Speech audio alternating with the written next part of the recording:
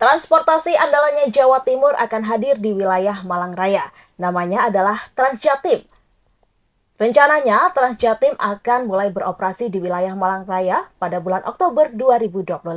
Sembari menunggu Transjatim launching nih, aku pengen tanya mengenai pendapat tentang hadirnya Transjatim yang akan mengaspal di bumi Arema bersama 3 mahasiswa UIN Cantik Malang. Ada Dava, Bilkis, dan Maya. Disapa dulu Tribuners yang ada di rumah. Halo Tribuners.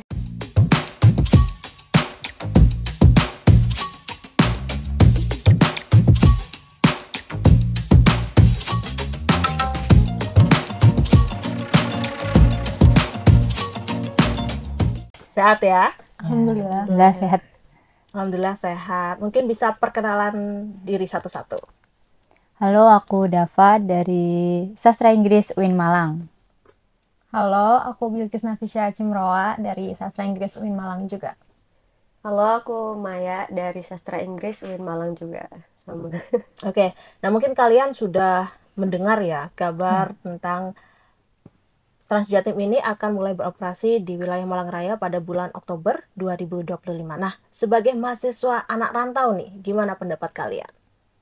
Menurut aku, sebagai mahasiswa yang rantau, adanya Transjatim ini membantu banget sih, Kak. Jadi, aku cukup excited lah kalau misal menyambut gitu. Soalnya, untuk aku sendiri, aku kan nggak punya kendaraan pribadi ya. Jadinya, kalau misal ada Transjatim, itu bisa membantu banget. Misal aku mau pergi ke mall gitu, tapi nggak ada kendaraan gitu, atau pingin yang terus lagi punya banyak waktu, ini bisa nih kalau pergi jalan-jalan naik Transjatim gitu. Berarti dengan hadirnya Transjatim ini bagi Dava sangat membantu ya? Iya. Apalagi bagi orang yang tidak memiliki kendaraan itu sangat-sangat terbantu. Iya, betul. Oke, kalau menurut pendapat Bilkis? Kalau menurut aku kurang lebih sama sih kayak Dava. Apalagi Malang ini kan terkenalnya sama kota pendidikan ya Mbak. Isinya banyak sekali universitas yang berseberangan gitu kan. Pasti bakal terbantu banget sih kalau ada Transjatim buat teman-teman yang mungkin dari rumahnya tuh nggak bawa kendaraan di kota Malang, itu pasti bakal terbantu buat mobilitas kesana kesininya naik Transjatim. Berarti lebih mudah juga gitu kan, yang menjangkau daerah sini, daerah situ, seperti itu. Kalau Maya? Nggak jauh beda dari teman-teman saya, ya sama aja sih. Pastinya terbantu, soalnya kan beberapa temanku, aku sendiri juga nggak bawa kendaraan, terus bisa pakai Transjatim. Misalnya kalau ada acara kampus juga, kampus kita kan di UIN kan ada 3 kampus ya, kampus 1, kampus 2, sama kampus 3. Kampus satunya di Gajayana, 2 sama 3-nya ada di Batu. Jadi kalau misal mau ada acara di kampus 2 ataupun kampus 3, kita bisa pakai Transjatim gitu. Jadi nggak perlu repot-repot lagi nyari tebengan atau apa gitu. Cukup pakai Transjatim aja. Apalagi katanya harganya juga terjangkau gitu. Jadi sangat efisien sekali. Oke, berarti kan ini kan Transjatim ini kan ada 15 bus yang akan beroperasi gitu. Berarti menurut kalian ini bisnya sangat-sangat terbantu ya? Iya sih, apalagi kan ini katanya 15 bus. Wah, itu banyak banget. Jadi menurut aku adanya Transjatim ini bisa membantu mahasiswa, juga para wisatawan yang pengen jalan-jalan ngelilin Malang itu juga bisa, Mbak. Lalu? Setuju sih. Di Malang juga kan banyak turis ya. Apalagi ada kayu tangan kan, itu pasti bakal terbantu sih dari warga lokalnya sendiri, terus mahasiswa yang rantau sama wisatawan. Oke, dan ini kan koridornya itu kan ada koridor 1 dengan rute dari terminal Hamid Rusdi menuju terminal Landung Sari dan terminal Batu, ya kan? Pastinya itu ada shelter-shelternya, itu yang dilalui ada jalan Kawi, Bandung, terus Gajayana, Telogomas, dan Terminal Batu. Seperti itu yang aku ketahui gitu kan. Nah, menurut kalian nih, rute-rute seperti itu apakah sangat membantu mahasiswa?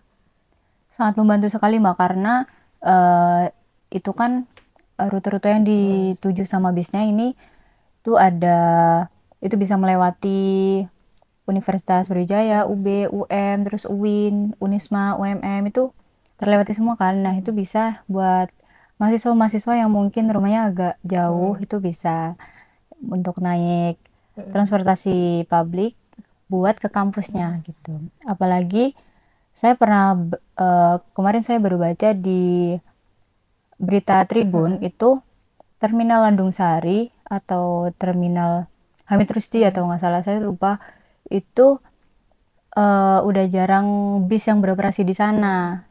Kalau misal Transjatim ini bisa beroperasi, bisa mulai beroperasi, itu pasti membantu banget nggak sih untuk para penjual makanan di sana atau apa yang ininya mencari mata pencaharian di terminal-terminal tersebut gitu. Berarti membantu meningkatkan pendapatan dari Iya, UMKM pendapatan, kecil iya. itu sendiri Iya, kan ya dengan hadirnya betul. Transjatim. Iya. Oke. Kalau menurut aku dengan adanya rute yang super duper panjang ya dari sini ke Batu gitu, itu bakal ngebantu banget sih. Apalagi kayak yang dibilang Maya, UIN sendiri tuh kan ada kampus di Batu ya. Jadi buat maba-maba yang mungkin belum bawa kendaraan atau teman-teman emang yang gak berkesempatan bawa kendaraan itu bisa banget sih. Dari Batu ke sini kan lumayan ya kalau naik ojol ataupun yang Tarifnya juga taksi lumayan online. loh, lumayan Iya. mahal gitu kan. Jadi kalau misalnya ada Transjatim bakal kebantu banget sih, atau teman-teman yang ada keperluan dari sini ke Batu atau dari Batu ke sini tuh bakal kebantu banget dengan adanya Transjatim. Bener ya.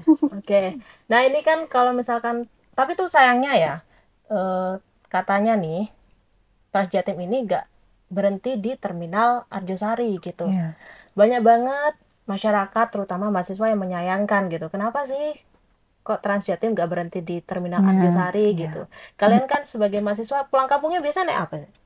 Kalau aku sih seringnya naik kereta. Tapi Kereta. kalau misal lagi kayak diburu-buru waktu atau enggak misal ketinggalan kereta, karena kan kereta jadwalnya tetap ya Kak.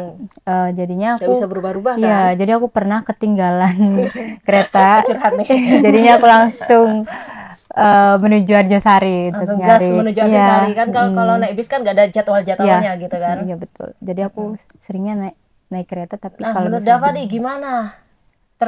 Transjatim itu nggak berhenti di terminal Arjosari? Saya disayangkan atau seperti apa? sangat disayangkan sih menurut saya, soalnya Transjatim ini kan pintu masuk keluarnya mahasiswa yang rantau-rantau gitu kan gitu. Soalnya teman saya juga sering naik bis itu menuju Arjosari juga mereka naik ojek online gitu. Jadi bisa nih kalau misal mau ke Arjosari bisa naik Transjatim itu dulu. Pengennya Dava pengen Transjatim ini berhenti di terminal Arjosari gak? Boleh pengen Boleh. sih kalau misal ada rute menuju Arjosari. Oke, nah ini kan Malang ini kan juga terkenal dengan kemacetan ya. Selain terkenal kota pendidikan, Malang ini sering macet dan sering banjir gitu. Tapi menurut kalian nih, menurut Bilkis mungkin mau menjawab gitu kan. Apakah dengan hadirnya Transjatim ini dapat membantu mengurangi kemacetan di kota Malang itu sendiri? Kalau menurut aku pribadi mungkin bakal ngebantu kemacetan itu sendiri sih Mbak. Karena dari yang aku tahu orang-orang itu walaupun punya kendaraan kadang malas macet-macetan. Jadi prefer ojek online. Nah, kalau misalnya ada Transjatim apalagi 15 bis kurang lebih itu bakal ngebantu sih buat orang-orang pindah dari kendaraan pribadi ke Transjatim, atau juga ngebantu teman-teman yang emang nggak ada yang tadinya naik ojek online karena nggak ada kendaraan jadi naik Transjatim.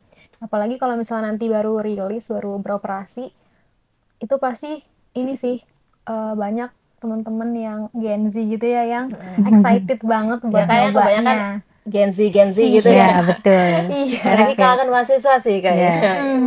Masih Pasti kepo. suka buat Kepo, nyoba-nyoba gimana yang sih baru-baru. rasanya naik Transjatim di Malang Iya. kayak gitu. Iya, apalagi katanya kan nyaman ya Mbak tempatnya gitu. Nyaman, terus juga tarifnya murah loh. Ya, itu Cuma sih. 2.500 untuk mahasiswa, terus mahasiswa, pelajar sama santri. Kalau 5.000 untuk umum. Nah, gimana sih menurut kalian apakah harga 2.500 tuh sudah sangat terjangkau di kantong mahasiswa?